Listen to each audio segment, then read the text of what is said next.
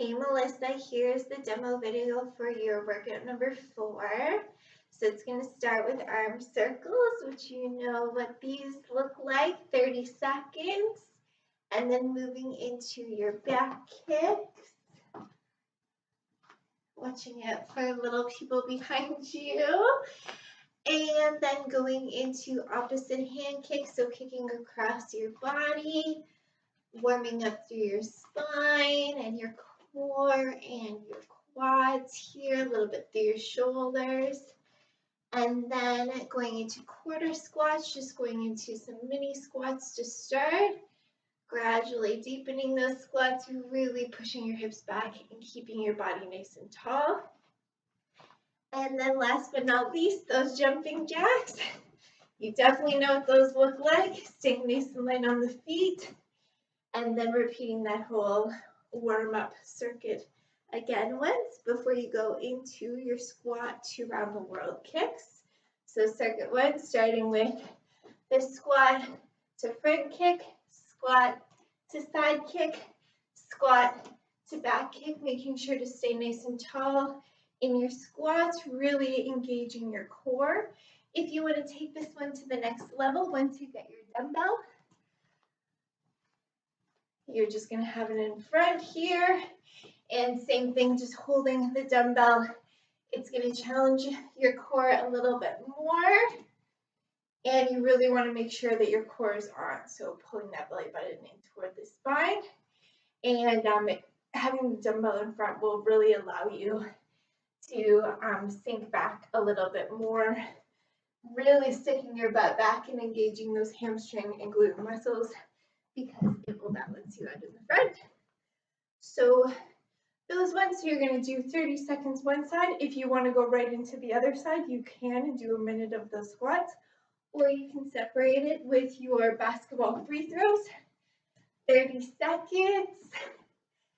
And then your final move of the circuit, hybrid warrior 3, looks like this, getting into your lunge, lunging straight down, and then extending through that back leg, really working those hamstring and glute muscles, and then coming in to that hold at the end for 20 seconds, pulling the belly button in, squeezing your glutes, tilting forward might help release that discomfort in the lower back.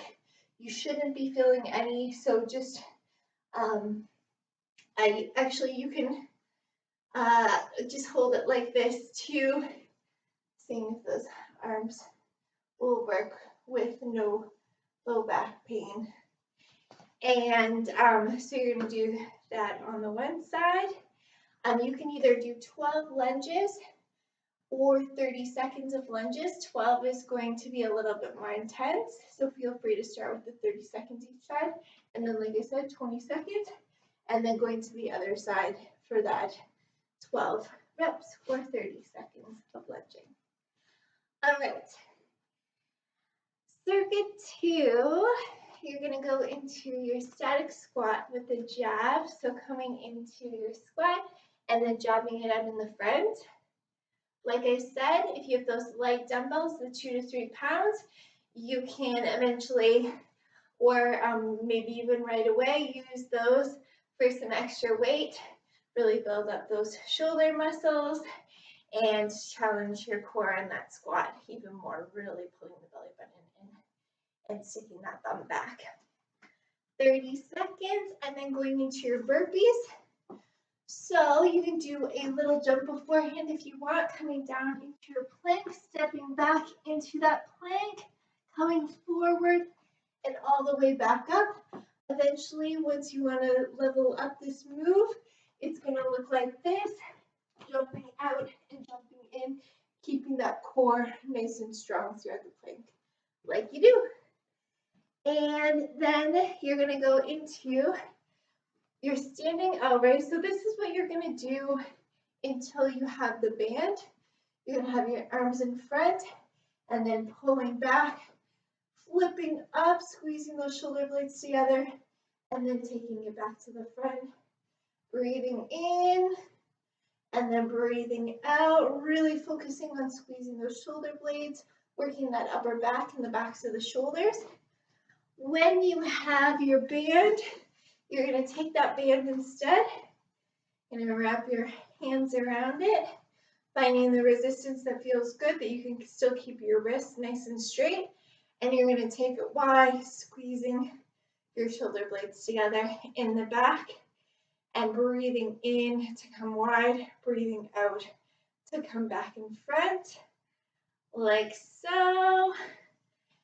And then repeating that circuit 2 to 3 times before you go into circuit 3, starting with that alternating side plank, coming down to the floor, starting in your plank, opening it up to one side nice and carefully, and then switching over to the opposite side. Beautiful. And doing 45 seconds to 60 seconds between the two sides. So definitely starting with the 45 and building up. And listening to your wrists too. If they're starting to get tired, then that's a good time to stop and roll them out. The next move is your downward dog. So for this one, I would say start with your downward dog to plank. So this move that we've been doing here, where you're in your downward dog, breathing in, breathing out, taking it forward to that plank, like so.